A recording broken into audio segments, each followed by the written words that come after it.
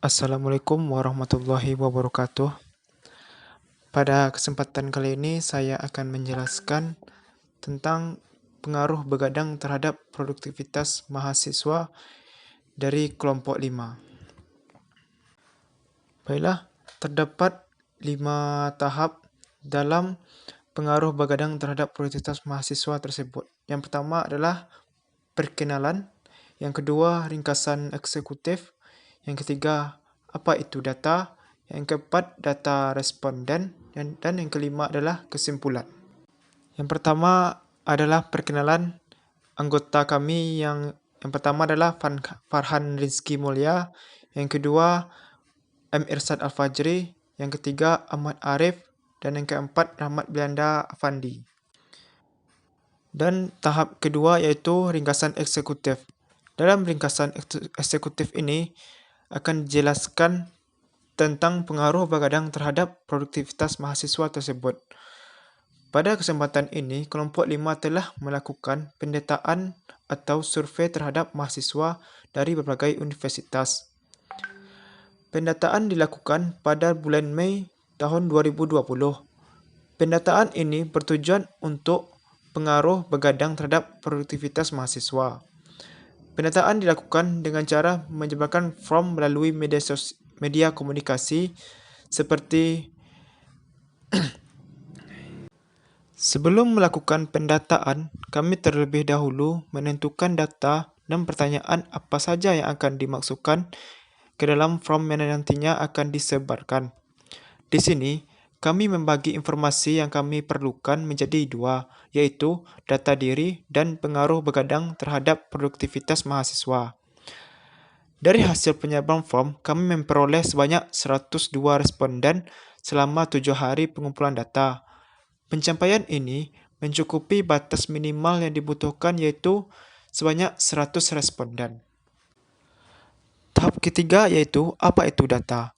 Secara umum, data adalah sekumpulan keterangan atau fakta mentah berupa simbol, angka, kata-kata, atau cerita yang didapatkan melalui proses pengamatan atau pencarian ke sumber-sumber tertentu.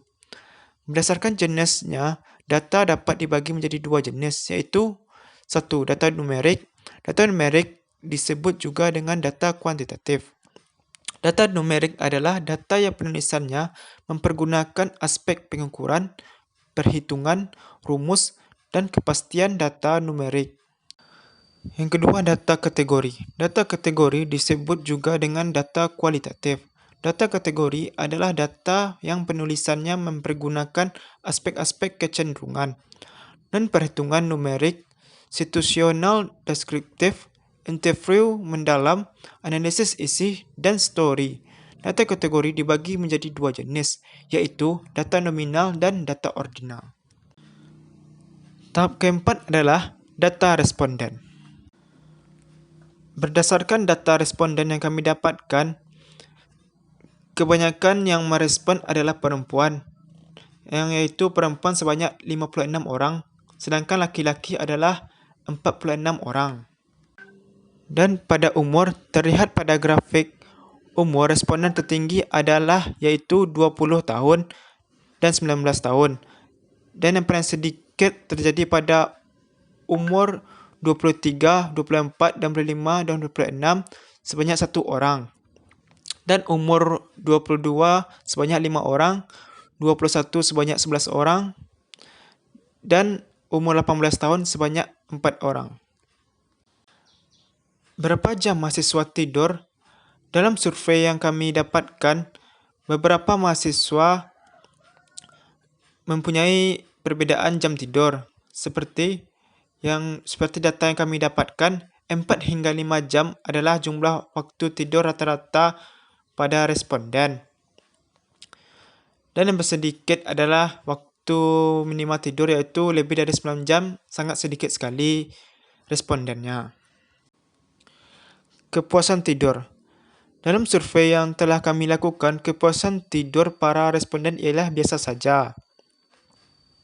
Dan kualitas tidur. Kualitas tidur mahasiswa kebanyakan yang merespon adalah biasa-biasa saja. Penyebab begadang. Penyebab dari begadang kebanyakan dari survei kami adalah tugas kuliah dan skripsi adalah penyebab utama mahasiswa begadang. Dan yang paling sedikit adalah makan terlalu banyak. Itu mungkin hanya sedikit pengaruh penyebab begadang dari survei yang telah kami lakukan. Kebanyakan kinerja mahasiswa responden biasanya setelah begadang ialah biasa saja. Sedikit antara buruk dan baik adalah seimbang, hampir seimbang, dan kebanyakan yang merespon adalah biasa saja. Efek bergadang terhadap mahasiswa ialah terhitung mengantuk adalah efek yang paling sering dirasakan karena begadang, dan yang paling sedikit ialah lainnya. Waktu produktif. Terlihat bahawa mahasiswa lebih produktif pada malam hari dan paling sedikit terjadi pada sore hari dengan 5 responder, sedangkan siang hari lebih kurang 20 dan pagi hari 25. Dan tahap yang terakhir atau tahap yang kelima adalah kesimpulan.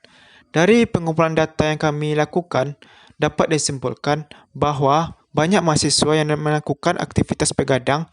Hal tersebut disebabkan oleh tugas kuliah atau mengerjakan skripsi. Para mahasiswa pun mengaku merasa biasa saja setelah begadang. Meskipun begitu, efek samping yang dirasakan adalah kelelahan atau mengantuk. Waktu paling produktif mahasiswa adalah pada malam hari, di mana mereka dapat melakukan aktivitas semaksimal mungkin. Baiklah, mungkin segitu saja penjelasan dari kami kelompok 5 tentang pengaruh begadang terhadap produktivitas mahasiswa.